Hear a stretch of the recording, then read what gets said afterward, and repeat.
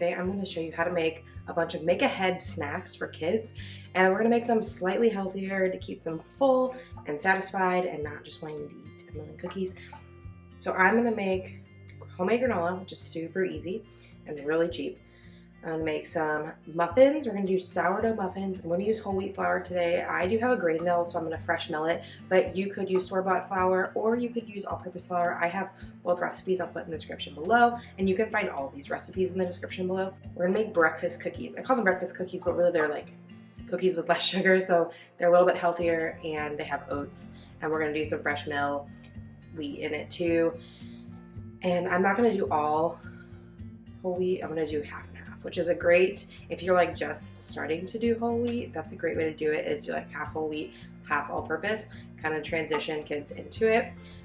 By trade, I am technically a registered dietitian. I have not worked in that field for a very long time, but I keep up my RD because I don't want to take the test again.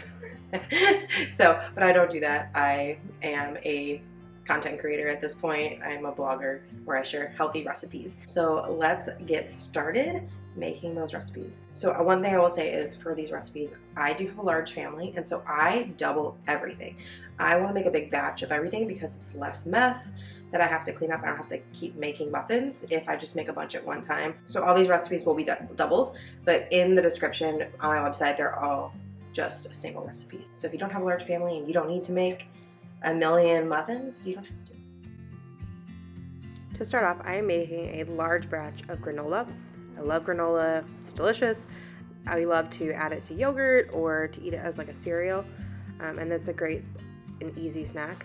So first I just added oats, chia seeds, and then I ended up doing half brown sugar just because since I am making such a big batch, that'd be a lot of maple syrup or honey, and I didn't want to use it all. So I ended up doing half brown sugar and then half maple syrup, and then you add oil. I'm doing avocado oil. You could also use melted coconut oil or even olive oil. That's what my mom usually uses. And then maple syrup, some salt, a little bit of vanilla, and then you just mix it up in a bowl until it's really well combined. Since I did use less maple syrup, it is a little bit drier than normal, but that was totally okay. It still tasted amazing. You could also mix in nuts at this point. Then you're just going to pour it on a parchment-lined baking sheet and spread it out evenly.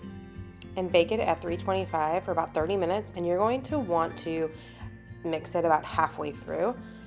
That way it gets nice and crunchy all throughout it, and you don't burn any spots. If you do want any more snack ideas, I do have a recipe book that I'll include in the description box below of a ton of sourdough recipes. Next up, I am just milling some fresh soft white wheat berries. And you can totally make these recipes with all-purpose flour.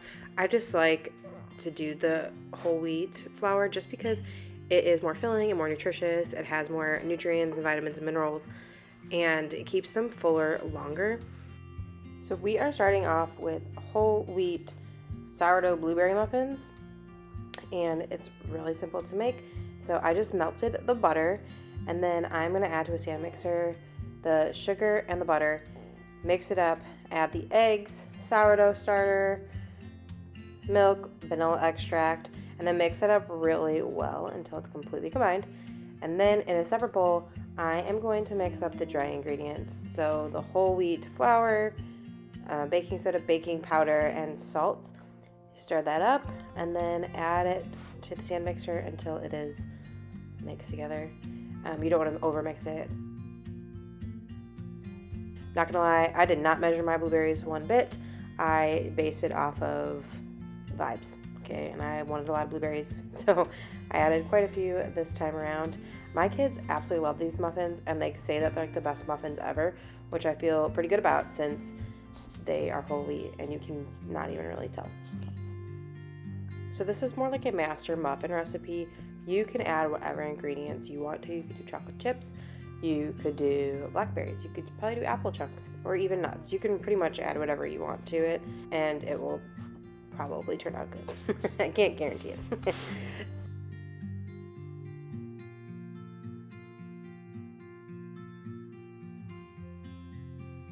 So now I'm just mixing the granola halfway through while I was in the process of making muffins. One of my theories is I'm already in the kitchen, I might as well keep cooking. And so that's kind of why I like to do these batch cooking days a little bit. Or I do this during dinner time too. Like last night we were making tacos and I needed to make beans. So I made beans in the Instant Pot, and then I was taking everything out of the Instant Pot. And I was like, well, I might as well start chicken broth. I already have all the stuff out. And so that's kind of a good way to, when you're working in the kitchen, if you're already doing something, you might as well do something else. So then you can just make life a little bit easier later on. So you just want to put the muffin batter in muffin pans lined with cupcake liners, or you could use silicone liners, or you can just grease them. I just like the convenience of the cupcake tins. And then you're gonna bake these at 375 for about 22 minutes. I say about because I got a new oven, and it's a one that has like 2 ovens in it. So it's like a top smaller oven and a bottom bigger oven. And so some of these muffins went into the top and some went into the bottom. And the ones that were on the bottom took so much longer. I don't even understand. I was like, I don't know if the oven was not at the right temp or something, but they took like at least 10 minutes longer, maybe even 15, than the ones on the top. And I've made these muffins a million times, and they're always right about that 22-25 mark. And so it was really strange to me. All right, if you hear a bunch of grunting or slight squealing, it's because I am wearing the baby right now, and she's starting to get a little agitated. So next I started making the breakfast cookies, and I just quickly wiped out the muffin batter out of the mixing bowl to kind of make it easier and not having to completely wash a new bowl. I probably would have made the cookies sooner and then did the muffins after, but I forgot to take out the butter, so I had to wait for it to get softened to be able to make the cookies. So as a tip, if you want to do a big batch cooking day, I would suggest figuring out recipes that you want to do based on what bowls you need to use. And I would do cookies first, then muffins, just because the batter is thicker, and so it really wouldn't change the texture of the muffins very much if there was a little bit of cookie dough left over. You know what I mean? In the stand mixer bowl, I put the softened butter and the sugar, and I'm going to mix it up until it's light and fluffy.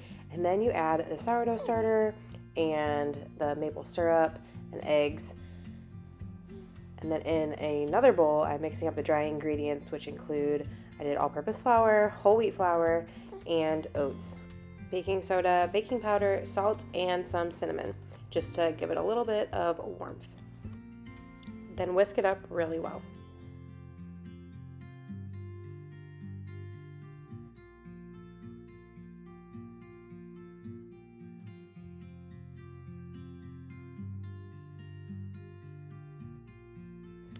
So once the wet ingredients are completely combined together, then you're going to slowly add the dry ingredients. And just like a regular cookie, I'm going to spoon them onto parchment-lined baking sheet.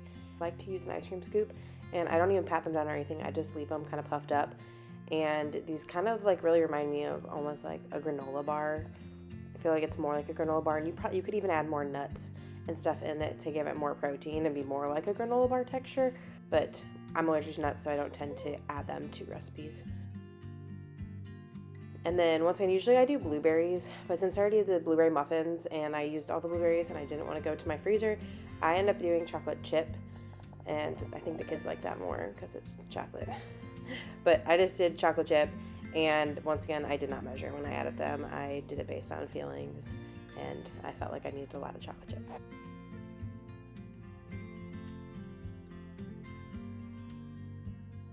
My granola came out of the oven, and I let it cool a little bit, and then I just added to a large mason jar. And then my favorite part about baking, which sounds so strange, is cleaning up. I love to be able to get the kitchen cleaned up, get the dishes done before the item even comes out of the oven. The timer kind of puts my butt in gear. Some other snack ideas I've really been enjoying is popcorn. My daughter figured out that you could actually make microwave popcorn with a bowl and some popcorn kernels, and then she puts it in the microwave with a plate on top for like 3 to 5 minutes, and it makes the best popcorn. She puts a little bit of either melted butter or oil and some salt, and it's so good. We also like to do like apples and peanut butter or sun butter or cheese or chips and hummus, or sometimes we'll even do like charcuterie plates with olives. So these are just a few ideas. Make sure to check out the description box to find all the recipes, and like, subscribe, and share.